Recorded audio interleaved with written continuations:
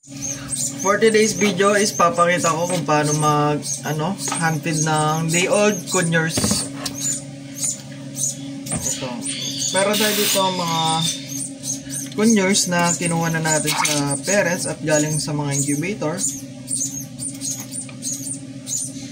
Ngayon, i-hand feed na natin para mag-itlog na ulit parents nila.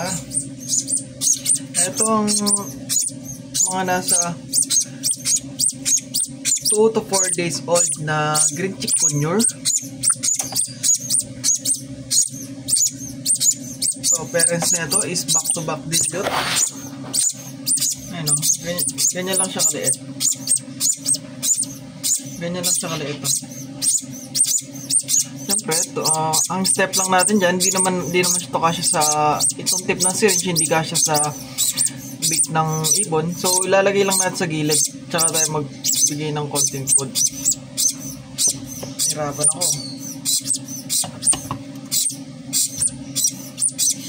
Ayun o. Kakain na siya, no?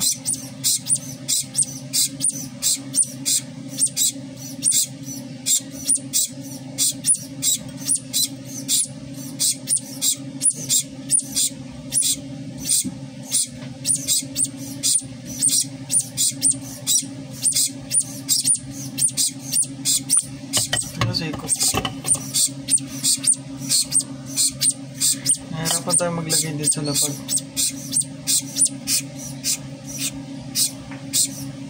Ayun, nakikita nyo naman, as you can see, nagpa-pump yung inakay. Ayun o. Bigyan lang natin siya, dahan-dahan lang, konti-konti. Hanggang ma-reach niya yung certain amount na food na kailangan niya. Ayun, hulog. Ayun o.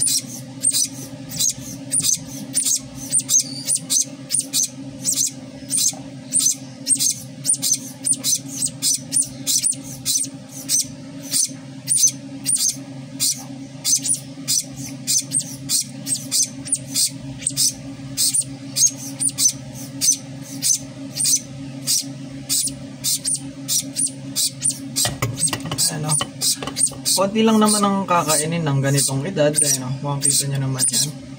Ganyan lang ang crop niya.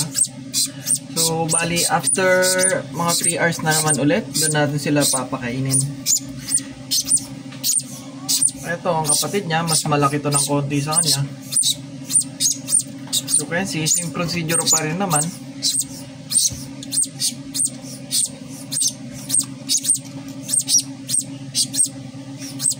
Ayun o.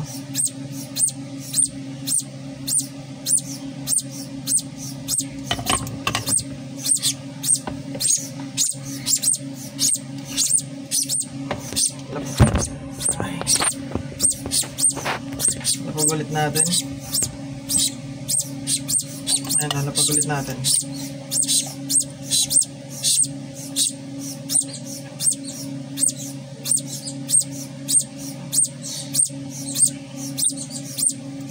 Sa pagpapakain ng mga day old is tiyagaan lang naman ang pagpapakain para mapalaki mo ng maayos.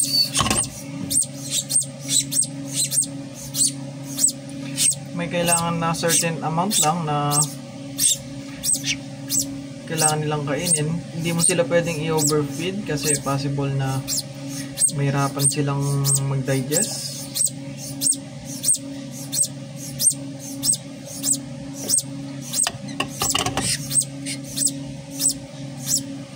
Marami akong nakita sa mga groups kung bakit pag may bubbles yung sa may crop nila. Ayun, may bubbles yan, no? Yung iba, ina-advise nila is tusukin.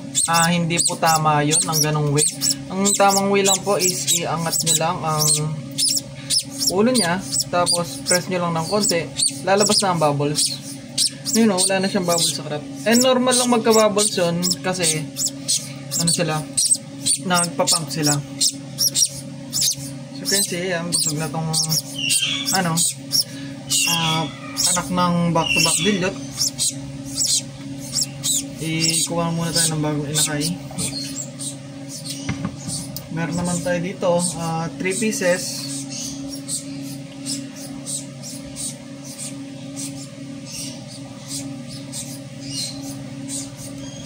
Hindi pala. Dalawa lang pala to. Itong mga nasa 5 days old na to. Mga 5 days old na to. Anak naman ng 5 days old na siguro ito, malaki na to. 23. Mga 5 days old. Mga week old na to. Mga 5 to 7 days old na to. Ito, anak to ng YS dilute na cock. Tapos pineapple torque na hen. Ito, mas madali na itong i-hand feed kasi malaki na ang crop nito. Ay, malaki na ang niya, beak niya. Unlike dun sa mga day old, napakaliit pa ng beak nila.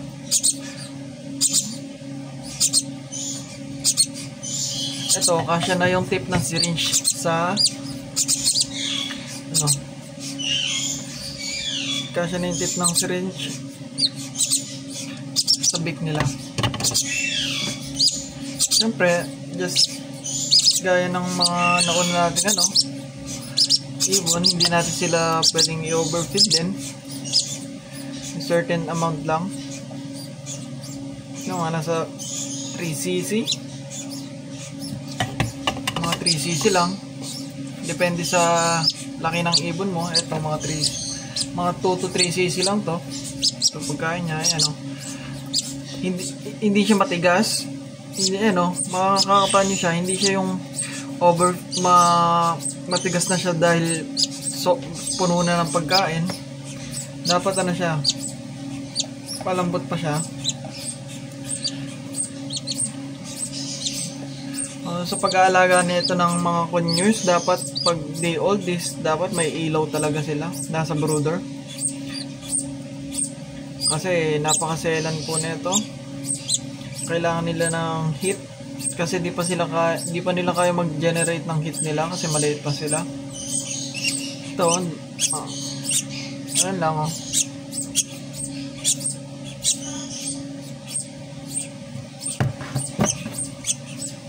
And also pag may sumobrang formula sa katawan nila, sa balahibo nila, tanggalin niyo na po agad. Kasi po mga pag-cause yun ng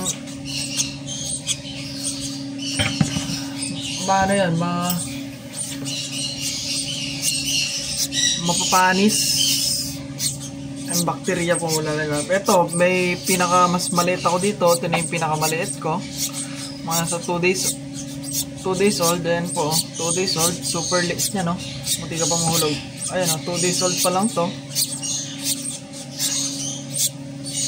Super liit pa. Mga gantong edad po is napaka-fragile nila.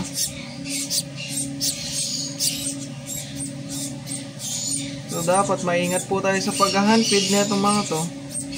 Saka sa paghahawak sa kanila. Kasi napakaliit pa nila.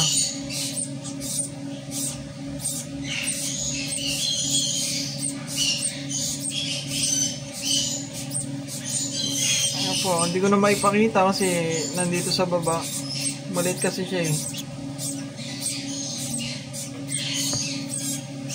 Kinakailang na ito, mga nasa 0.5cc. Ayan po, liit lang na pero okay na yan. Balikan natin after 3 hours. After 3 hours, wala nang laman ng crop niyan. Gutom na naman ulit yan.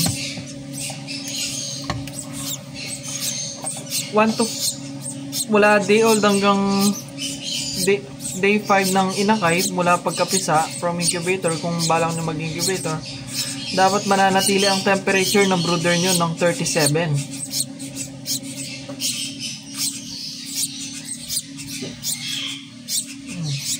Ayan, namatay yung brooder natin kasi na-meet niya na yung 37.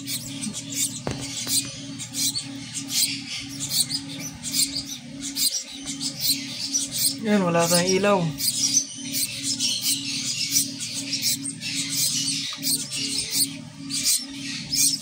Wala tayong ilaw, Sindihan natin yung ilaw para makita nyo ako.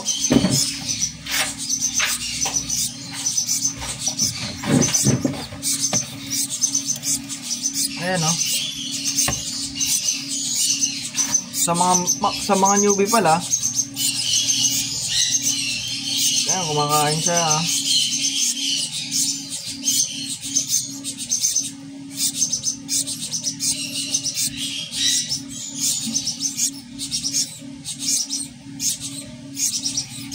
Mula, yung sabi ko nga kanina, mula pagkapisa hanggang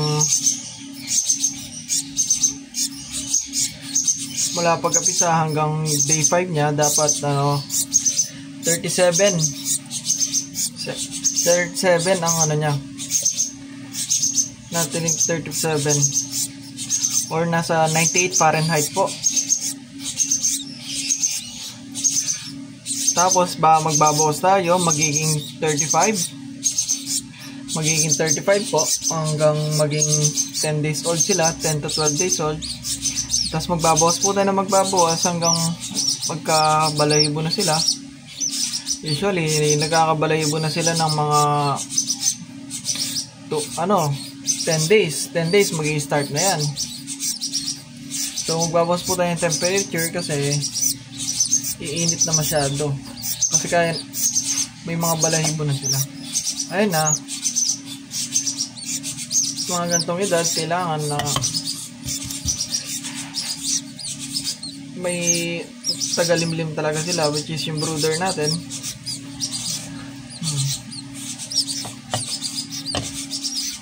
Ito, ayun niya pong kumain, no?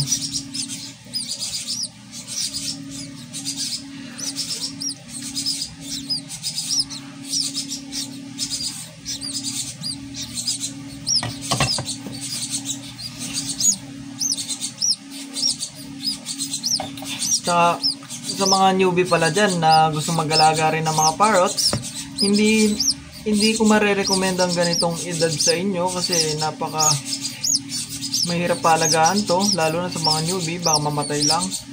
Recommend ko is 2 weeks old to 3 weeks old na para may balahibo na, saka malaki na.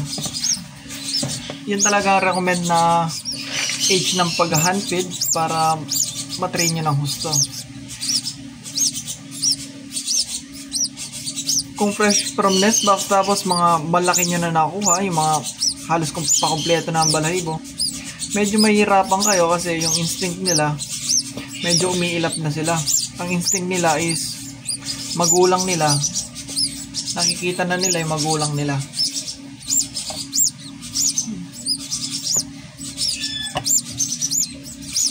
Ayun, no?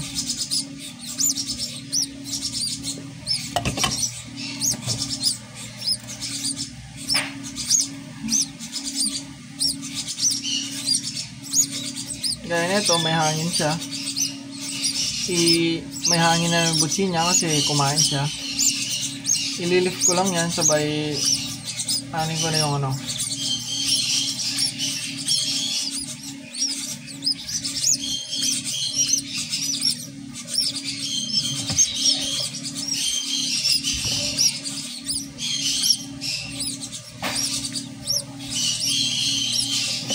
Ayun.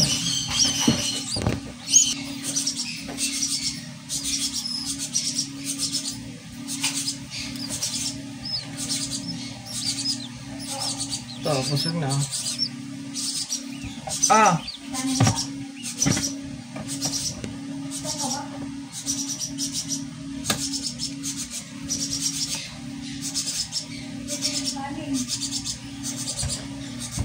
lamang, no? Thank you.